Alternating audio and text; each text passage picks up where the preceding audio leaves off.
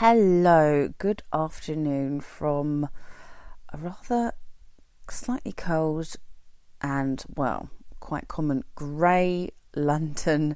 It is a lovely autumn's day here, and wherever you may be in the world, good morning, good evening, good afternoon even. So I am Rebecca Nichols. This is my podcast, Royal Treats, and so lovely to have you here. Thank you for listening. I really do appreciate you. And well, thanks for being patient with me, because it has been a little while since I've recorded a podcast. And I don't say I'm slacking with the podcasts. I'm definitely leading towards my intuition and going with what I feel, and really uncovering a lot of stuff for me in the past couple of weeks. I've been growing through what I'm going through, and this is kind of like the topic of the podcast today, to really feel ourselves, to really go dig deep, see what lives below the triggers of the surface of what we're dealing with in our emotions. And remember, the word emotion is a Latin word, and it means to move out. You know, the emotions must come in, and they're wonderful. The sad, the depression, the anger, whatever it may be. It's got to come in to do what it needs to do, but it doesn't mean it has to stay. And we are constantly evolving, expanding, and growing all the time. And this could be a subconscious thing or a conscious thing, or if you're up in the higher realms and you're a super conscious being, then you understand it's a very necessary part of our evolution that we must absolutely, wholeheartedly be willing to just keep moving forward and expanding our awareness, awareness of ourselves, our environment, how we react or don't react to certain things. I mean, if you're quite common to react to everything, I would definitely sit back, take a breath, figure out why you're reacting to so much. And it's a mechanism, it's a coping mechanism, or it's a defense mechanism, isn't it? We kind of defend ourselves, and we want to defend ourselves, but quite unwillingly we're not able to look at ourselves in so many ways, and that's the shadow self. That's what we need to look at. This is where we need to understand ourselves on a deeper level as to what's limiting us and what's keeping us stuck in the same situations. And remember, the lessons in life will just keep popping up, because it's like the universe is just going to keep bringing you these lessons to show you you're not getting it. You're not getting it.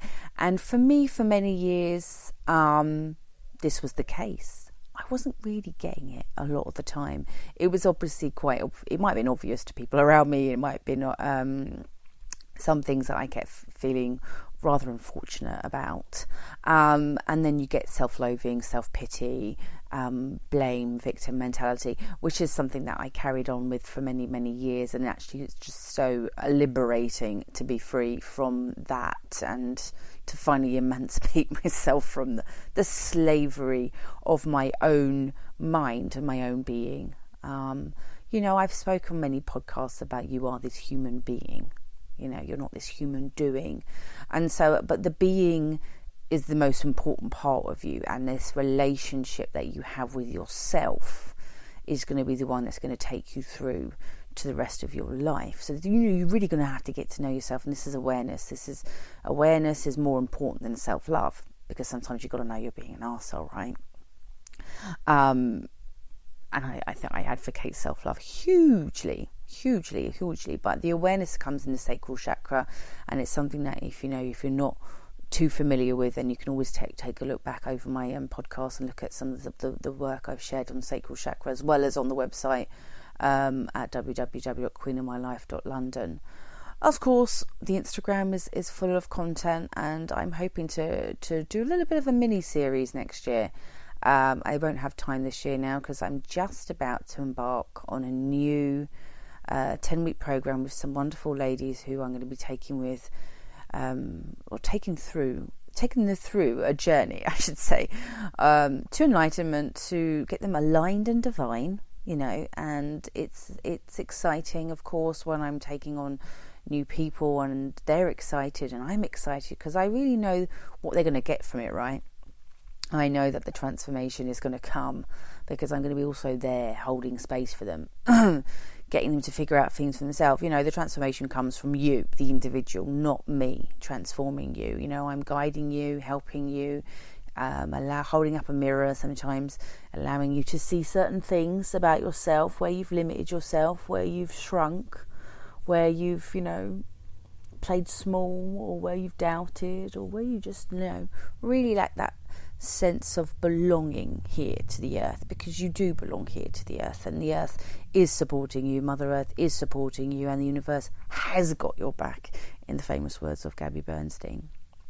Now I'm embarking on so many new ventures and so many new journeys, and also planning and going forward into 2018.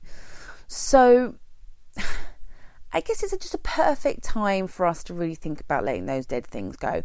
We've had Samhain and All Hallows Eve, and I shared on the blog about rituals and contacting your ancestors if you wanted to do that, or past ones that have left us and no longer here with us in this dimension.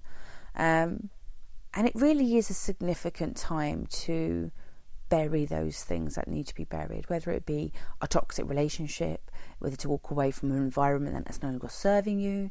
That could be a job. You could be having difficulties within your home environment. So many things could be coming up for you, and only you know within your heart what's serving you, and what needs to go, and what needs to where you need to let go. But also from a very unleashed, wild, untamed witch perspective, really be free, and what does freedom mean to you? Soulfully searching for your purpose, because this is your true self. This is the calling. This is the divine feminine energy that needs to rise within all of us. I am an alpha female. I'm very proud of being that, because it took me a long time to get to this level of my life, and I've shrunk myself over the years. Obviously I've been played victim and been victim into so many different circumstances, including grooming from an older male when I was in my teens, and getting into a world of sort of prostitution and drugs and all sorts of debauchery, and kind of like going into a really party club lifestyle for sort of 20 years or so, and kind of escaping that reality, but also really suppressing a lot of the emotions that I didn't really want to deal with, and also just being a single mum and dealing with financial struggles. It plagued me for years, but I was always searching for love. I was constantly searching for love, and I was searching for attention, validation. I was seeking so much which was outside of myself. It was even on Instagram. Let's face it, we live in a world of social media where people are posting a lot of stuff for likes and attention and validation. Am I popular enough? Or am I good enough? Am I thin enough? Am I tall enough? Am I enough? And it's kind of like the work I do with women is really getting them to feel good enough in themselves, in their skin, with the body they have, because the spirit that lives within you is the most important thing. And I think once we align with our spirit, and I totally know this, and I know that I know, because I've seen it, and I've seen it not only in my life, but I've seen it in the lives of the women that I work with. I've seen some transformation in the physical that could only have happened if they aligned with their spirit. And what I mean by that is, you can spend the hours and hours in the gym and trying to fix your body, and you can put makeup on your face, and you can do your hair all fancy and nice, but really and truly, if you're not aligned with who you are in your soul, and you're not fulfilling your purpose and what you should be doing here on your planet, it's just kind of like decoration. It's kind of decoration. And actually there's some really interesting things that I've come up with this week, and what I've seen and over social media, and a really great example, and it's just actually really nice to see men being feminists. You know what I mean? It's nice to see men coming out and letting us know that you're good no matter what, and we support you, and we believe in you regardless of what you look like, because I think we're caught up in comparison traps and ego traps, and this is conversations that I have all the time with so many people. And so I think it was something that I knew I had to address in a podcast. And so I'm grateful I can have this platform, and I created this platform so that I can share, so I can connect with you all that little bit more. And also I understand that, some of you are visual learners, and some of you like to read, and some of you just like to listen.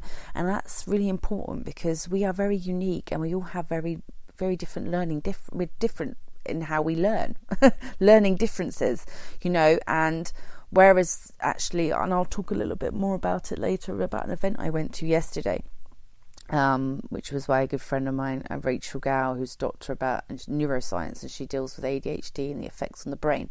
So I have posted some stuff about that on my Instagram lately, and some stuff you can really check out if you're really interested in digging into a little bit more about that. Maybe you have ADHD, or your child has ADHD, or you know someone who's got ADHD, and it can be very isolating, because, well, for me, it was a struggle. I'm not going to lie. It was a struggle, because I think I felt judged. I felt shamed. Then I felt guilt, because they're sending you on parenting courses, and they're telling you, you don't know how to parent.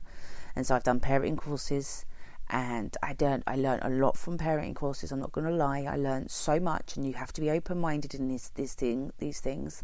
And I've learned to be accepting of myself, and forgiving and compassionate, because I definitely know that there's things that maybe I could have done more of, and definitely improved on. But actually I was suffering depression a lot of the time, and I was living with anxiety,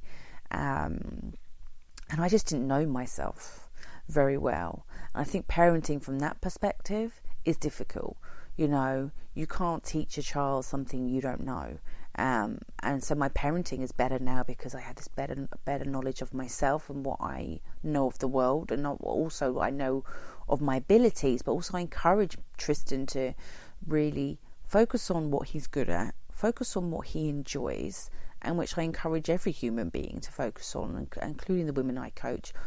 Go with what really lights you up and excites you. And it's interesting, because this is a really crucial age for my son, and so and it's something that you maybe want to be aware of if you have children. 7 and 8 years old is the age of when the sacral chakra becomes active. This is where we start to have a little bit more independence and want independence, which is amazing. We must encourage our children to have that independence, where you start to have empathy or understand empathy. And this is a really simple way of looking at empathy: self as others. It's actually, I want to get it tattooed on me, because it's such a good little reminder to always look at your wrist or somewhere close by, and I can be self as others. Love thy neighbour. And Jesus said it, it's self as others, love thy neighbour. We are one consciousness, big, huge consciousness, and we collectively create this reality together. So I think we must want to get along and have empathy. And remember, empathy isn't sympathy. It is something that we need to understand, that to feel sorry for someone is not to understand to have empathy. And I know some of you can't have empathy for someone if you don't understand, or you've not experienced what they're experiencing. But empathy is okay, so I might never experience what you've experienced. I might not really ever get it, because I haven't been through what you've been through. But I can sit here and hold a space for you. I can really try and feel what you're feeling, and be there for you, and give you compassion and some kind of understanding. But the poor you mentality, which people do, and that's a sympathy thing. It's so sorry, poor you. It's a bit patronising in so many ways, isn't it? It's kind of I often have received a lot of poor yous throughout my life, and it didn't serve me. It didn't serve me then. It definitely wouldn't serve me now. So I never want to seek sympathy, and I never want anyone to bring me any sympathy. Please bring me empathy all you like, but don't feel sorry for me. I've never really felt sorry for myself. I felt angry and I felt frustrated with a lot of things that had gone on in my life. Yes, there are moments of why me, but then I also think there's my moments of why me, and when I'm doing the most amazing things, like even when I manifested £1 million, there was still that why me, because I know how much is going on in the world and how people are suffering and how much there is this terrible atrocities that go on around the world, and maybe I felt very unworthy of having it, and I kind of had those moments. We've got to feel worthy of it when these blessings come our way. We have to feel that we did deserve it, and I had many people say, well, you totally deserve it, you had a shit upbringing. And I was like, okay, thanks. But no amount of money is going to fix the brokenness of the being that I was. And that's something that I definitely talk about in the journey to Queendom. When I wrote that book, I was growing a lot, and I was a lot of growing pains, and I was sharing some of the darkest things that have happened to me, and not for me. I write these books and I share and I do this work because I know that there's someone out there who really needs to hear it and needs to understand that no matter what life throws at you, that you have this amazing power and capability of overcoming, and that what makes us stronger. And not just for us, because the stories we share are empowering for others too, and this is why I share, so that you can be empowered and then you can know no matter what you can achieve. And it's kind of like a lot of the women that approach me via social media and say things like, how do you expand your business? How do I grow? How do I get out of that scarcity mentality? Or how do I really tap into abundance? And how do I, really go out there in the world and show up and play big? And how do I get more clients? How do I get more money? It is a fear thing. A lot of the time we are really staying small out of fear. And I think if you really show up every day and love what you do, and you put yourself out into the world, I'm not saying it's going to happen overnight. I definitely didn't build my Instagram following overnight. I didn't build my business overnight. It's been a journey for me in itself, because I only really embarked on this journey 3 years ago when I discovered Reiki. But the journey started way before then, before I even came to this planet, which I tell people, I was called to do this work. This is my life work now. And I'm committed to making transformation in women's lives because, being a very young, vulnerable teenager and living in London, living on our own and being caught up in a very dominating masculine world, I really lost myself. And I allowed myself to be abused. I allowed myself to get into toxic relationships, tolerate friendships that weren't really serving me, where I was giving. With an empath, we have this really weird relationship with narcissists, right? And then often we attract them. And so this is where boundaries must be established. And this is something I cover in my Love Conquers All program. In fact, we're launching next year, that program, because it's a program that I think will really tap into the deep core of your existence, of who you are as a human being, what you've tolerated and what you haven't tolerated, claiming back your power and really living with love. It's a powerful thing to live with love, and it's okay to have power when aligned with love. And that's a podcast you can look back on. Actually, I think it's called that. We forget how powerful we are. And when we're not told from a young age how powerful we are and how capable we are, we go out into the world scared, frustrated, frightened, inadequate, not feeling worthy of our existence, and not feeling safe even in the environments that we're brought into. And often we don't like to reach out for support. And that can become in many different ways. Why? Because we feel scared and the vulnerability is attached to shame and judgment, or people are going to think I'm stupid. I mean, there is a lot of ignorance that goes on. Let's not beat around the bush about that. I mean, the ignorance is because I think people are scared and they're fearful, and they're living a fear-based reality. And I've been recently reading Doreen Virtue's 10 Messages Your Angels Want You to Know, and it's a really good book. I do recommend it. And she talks a lot about living in the non-duality, where we all kind of should be living with no judgment, discerning spirits, and understanding what's for you, what's not for you, when to walk away lovingly, peacefully. So I think the theme of this podcast and what I'm trying to really get to you guys, and the message is really learning to let the dead things go, the old beliefs, the old systems, the old ways, the DNA, generational patterns that have been inherited to us and through us.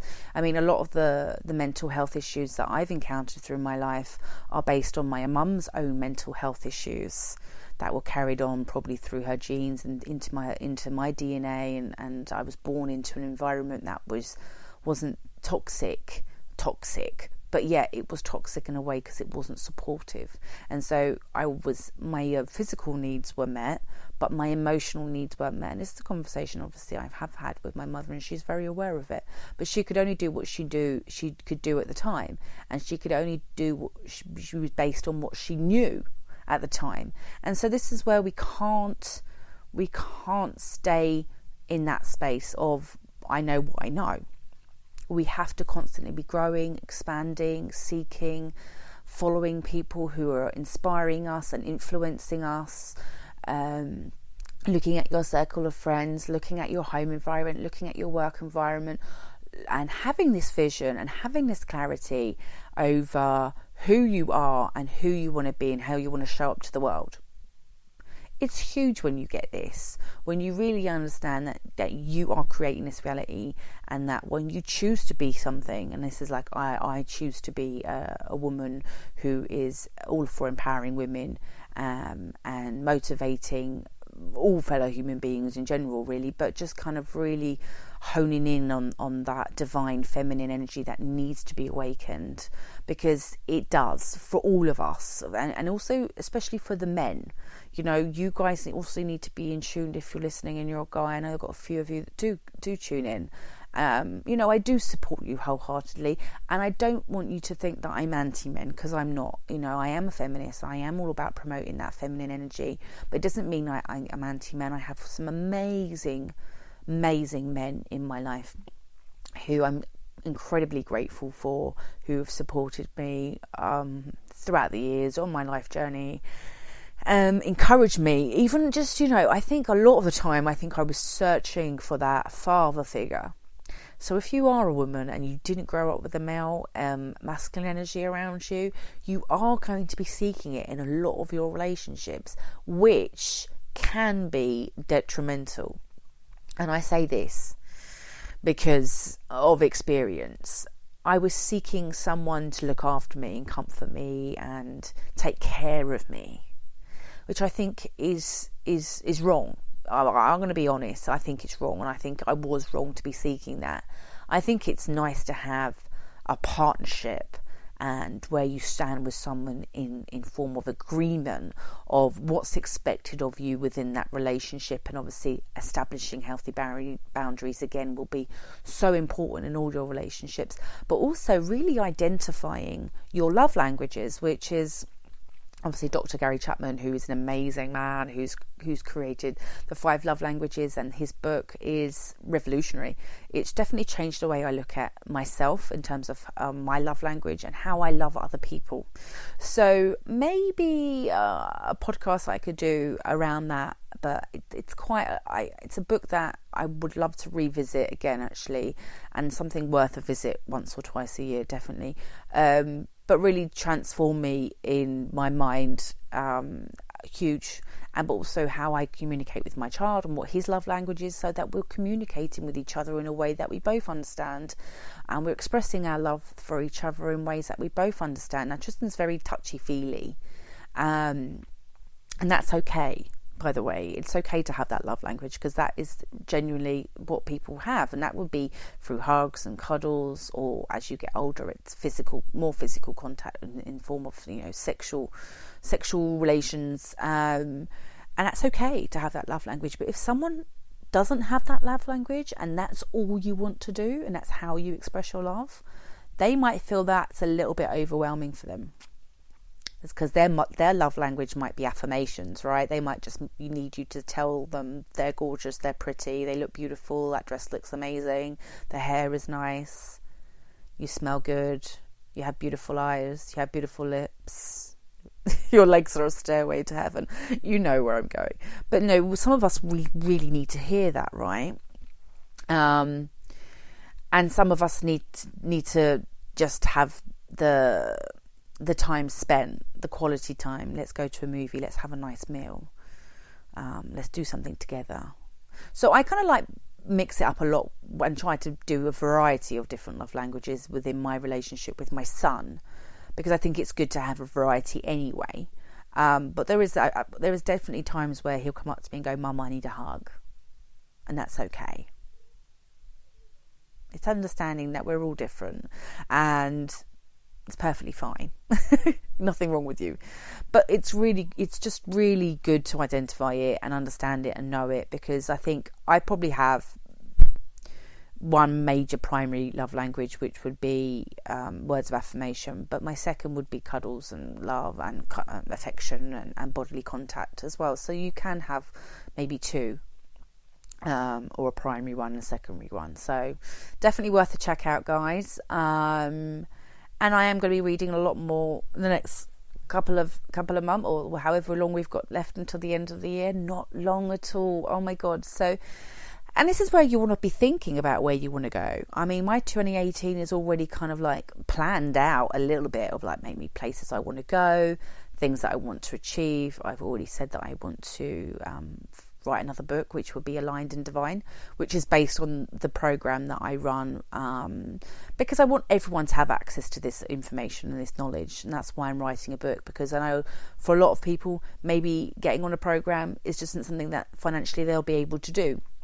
And so really I want to tap into the whole market and be able to offer my services in a way that everyone can understand how Reiki and how the chakras, and the importance of personal development and how it can really help you become the best version of yourself in this life.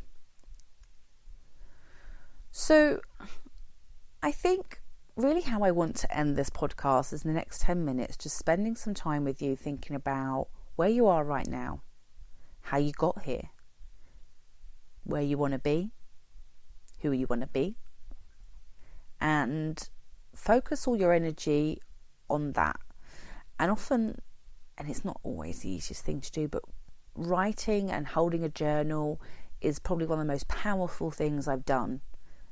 I remember being a young girl and always writing and always having a diary and always sharing my thoughts. Dear diary, every day. I don't know if you ever did that, but what's happened to those days? I had a desk when I was younger. You can ask my mum.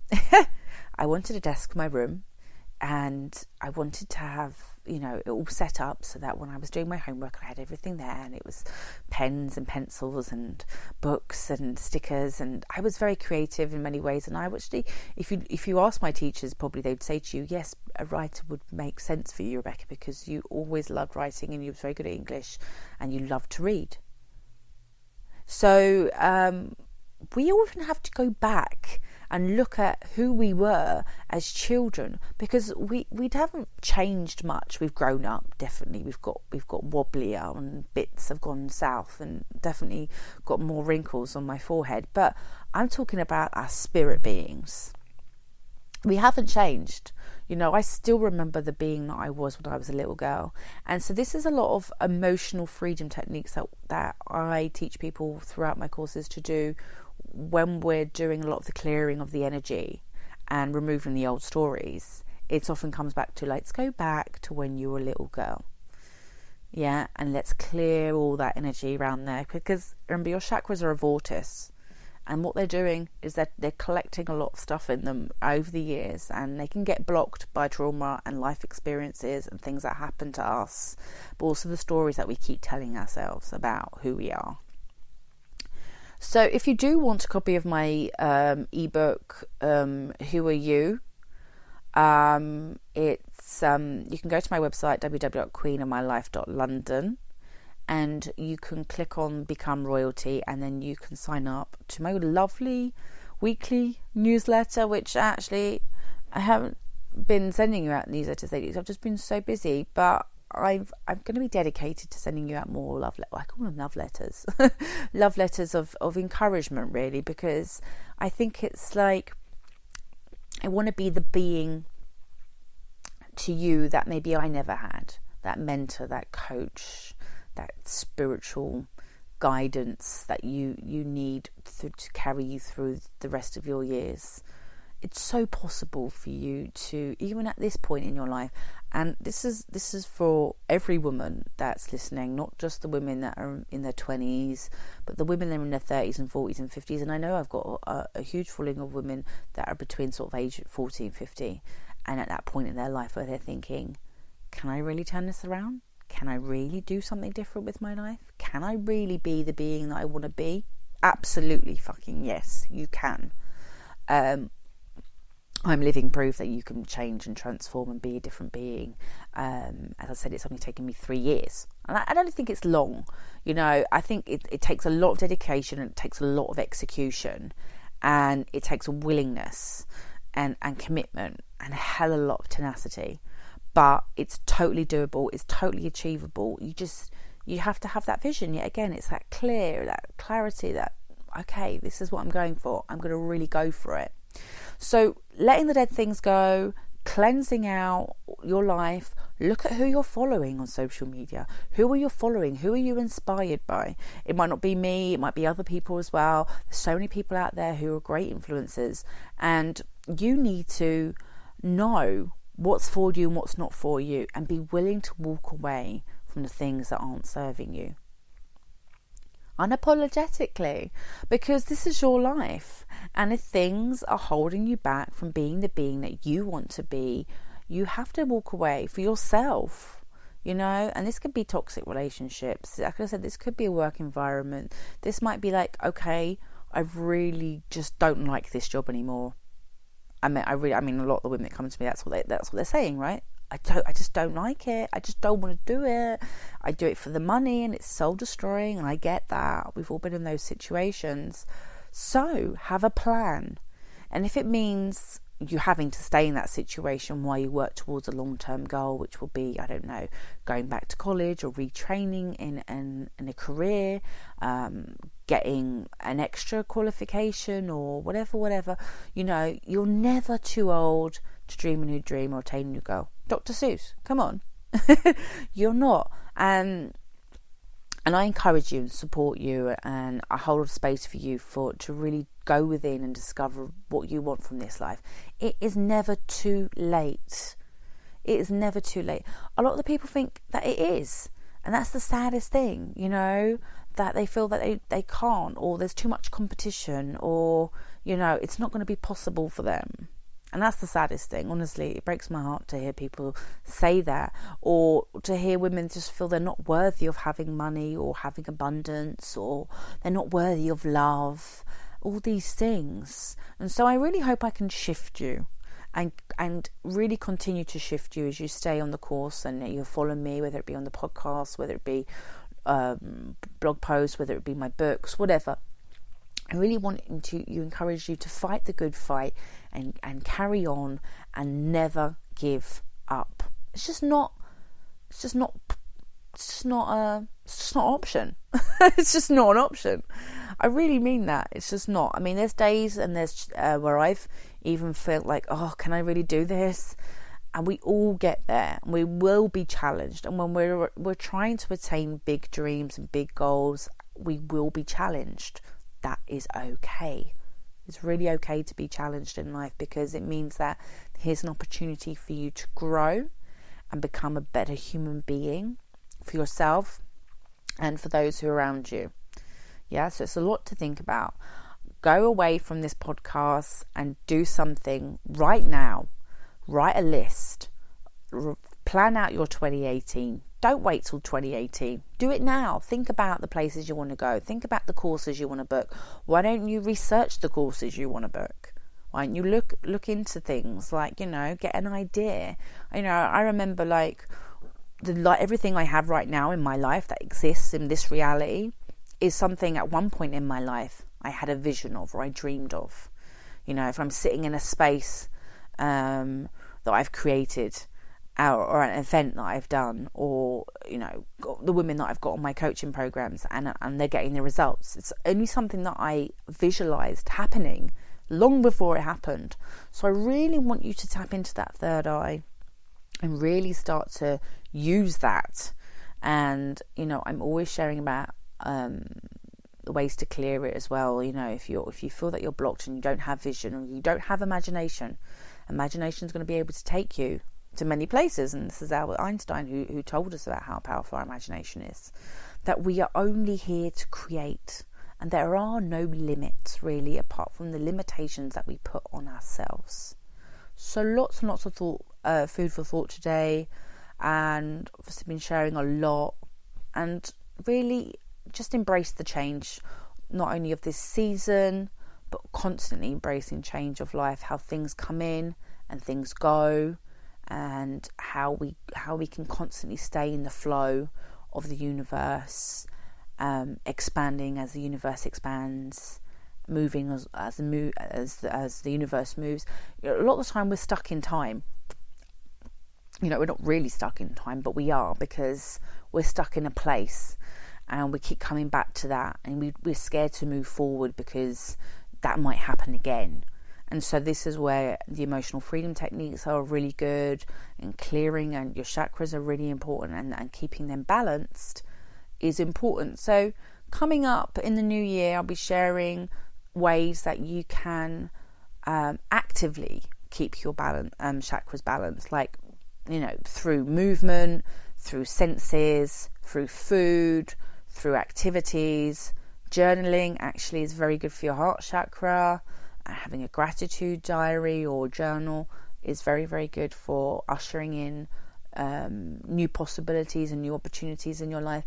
Always feeling that gratitude and sense of presence for the fact that you are here. So, my darling queens, it's been about 40 minutes nearly. So, I'll leave it there for today. I think I've given you another juicy information and some nuggets to get you on your way. Please do feel free to contact me, hit me up, let me know how you're getting on. If you're enjoying the podcast, I'm always really interested to hear your feedback. It makes me know that my job is worthwhile, of course. And you can tweet me at Queen of My Life 80. Of course, on the Instagram, it's Queen of My Life London. And if you want to drop me an email, me or my team, we're happy to get back to you and answer any questions. It's info@queenofmylife.london. Well, thank you for listening. I really do appreciate your time. I appreciate you could be anywhere, doing anything right now, but you are here listening to me, and that means a lot. I wish you all the best for your day, and may you go in peace. Lots of love and light. Take care.